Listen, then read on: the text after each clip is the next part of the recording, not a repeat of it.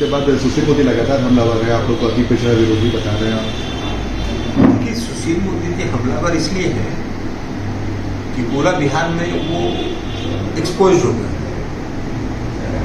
कि भारतीय जनता पार्टी आरक्षण विरोधी है। भारतीय जनता पार्टी ने इस आरक्षण को खत्म कराने की साजिश की, तो इसलिए वो बौखलाए हुए हैं।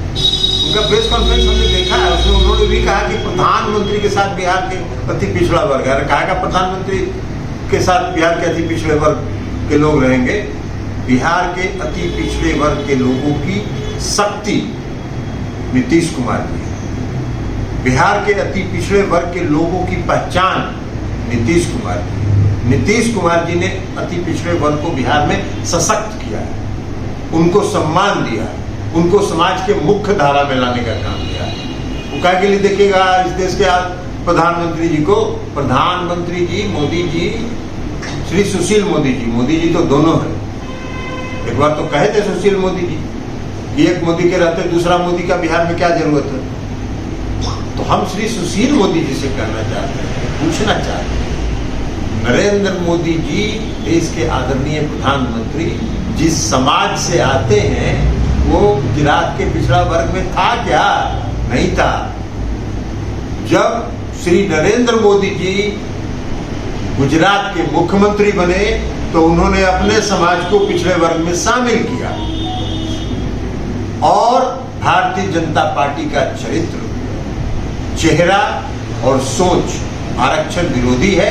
आप आरक्षण को समाप्त कराना चाहते हैं, गुजरात में आपने समाप्त करा दिया, आप क्यों नहीं सफाई देते हैं? साहस है तो बोलिए ना कि गुजरात में अक्टूबर 2021 में जो चुनाव हुआ उसमें आरक्षण लागू था। आप बोलिए अगर आपको ये साहस है तो।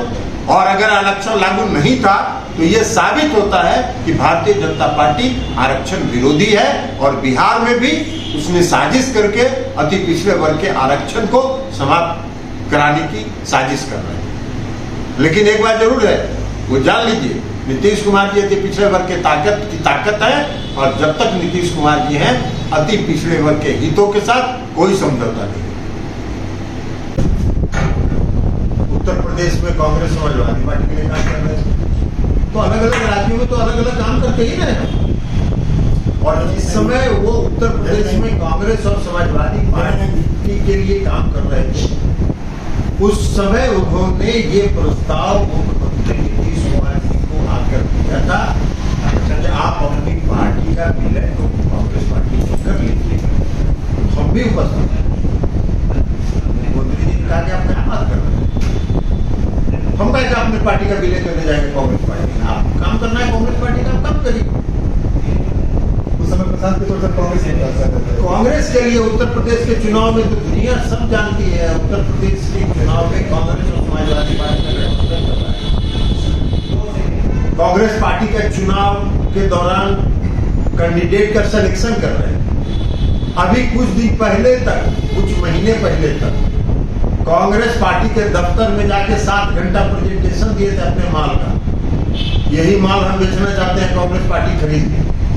कांग्रेस पार्टी ने कहा कि आपका माल बिकाऊ नहीं है, आपका माल रिजेक्टेड है, हम नहीं खरीदेंगे। तो आप घूम रहे थे। उसके बाद आप नीतीश जी के यहाँ आए मार्च में और नीतीश जी को आपने प्रस्ताव दिया कि हम आप ही के साथ काम करना चाहते हैं।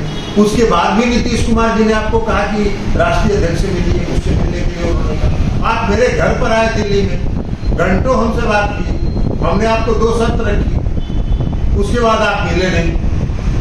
और अब पवन वर्मा जी के थ्रू तो किसी और के थ्रू फोन फान कराते रहते हैं। तो सब जान रहा है, ये तो सही कहा है नीतीश कुमार जी कि आप आज की तारीख में बीजेपी के लिए काम कर रहे हैं और ये सत्य है। इसलिए कि जब मेरे यहाँ भी हमसे आप मिलने आए थे तो जो बात आप हमसे कहे थे उसको हम बोले। सर उस समय आपको भी ऑफर दिया गया था क्या? अरे हमको ऑफर उन्होंने दिया, हमको कहा कि उन्होंने आप मंत्री बन जाइए, फलना मंत्री जी को हम मीडिएट कर देते हैं भारतीय जनता पार्टी से। हमने कहा हमको ना मंत्री बनना का शौक है और न कोई मीडिएटर का शौक है। आप पार्टी के साथ जुड़ के अगर काम करना चाहते हैं तो पार्टी के अनुशासन के अंदर काम करें। उनको मंजूर नहीं है अनुशासन तो उनको मंजूर है नहीं। अब अभी बीजेपी के लिए काम कर रहे हैं वो, इसलिए कि कई और भी कारण होगा, डर भी होगा, इसलिए कि कई राज्यों में अलग अलग धंधा किए हुए हैं, तो अलग अलग धंधा में हो सकता है CBI ईडी के पास